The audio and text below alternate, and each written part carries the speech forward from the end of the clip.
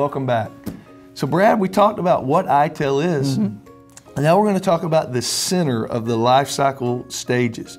The first portion that ITIL deems you need to get ready before you do anything. And that's really like the offering of the business. It's really like the nuts and the bolts. They call it the service strategy. And I guess a layman's definition is, what am I going to do with what I have?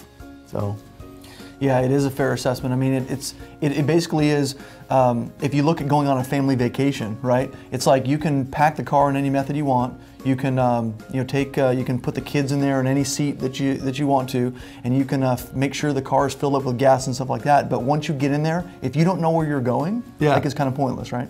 Yeah, they break it down into several categories, you know.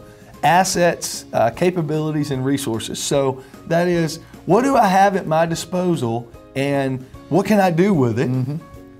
They break it down into warranty and value, service utility, warranty and value, which is, you know, what am I going to deliver with my people that I have and what's the value?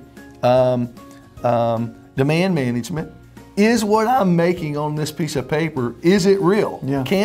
Will somebody buy it? And there's all kinds, you know, we're not going to go into every gory detail because it would take thousands of hours. Our goal here is to give you a high level of all these segments. Yeah, and I think one of the most valuable things to understand, and you know this because you've done this so many times, is it definitely is a market-driven approach. It isn't just hey, we could build this better mousetrap and hopefully somebody will buy it. Yeah. I mean, it really is about, you got to build the business case as well of, okay, if we were to offer this, who are our competitors? What type of service level are they offering? And how do we compete against that? And what are some compelling reasons to go with an organization versus somebody else?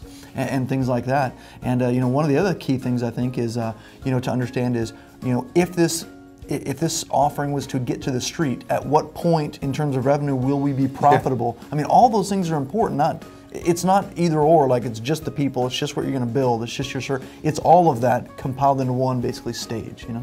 I agree, and you know, that financial management portion of it's important because a lot of times we build a better mousetrap and we said, man, ours is so much better, people will have to buy it, but it really needs to be designed up front in the service strategy that when people buy it, I'm going to be profitable and understand your cost of services rendered and all that good stuff. Yeah, you know, and I know one of the biggest frustrations of a sales organization is always, hey, I want to take this thing, but hey, are we able to do this with it? You know, can we do these other things? And although, you know, when you're running a gun and trying to take deals down, that's really effective and that's really good. You know, it's possible to come all the way back to the service strategy and try to create some sort of structure, right? Some sort of different, you know, audibles or supplementals to a basic service that will create really a level of comfort with the sales staff, knowing what audibles exist and knowing what we do, let's say, and an organization doesn't do.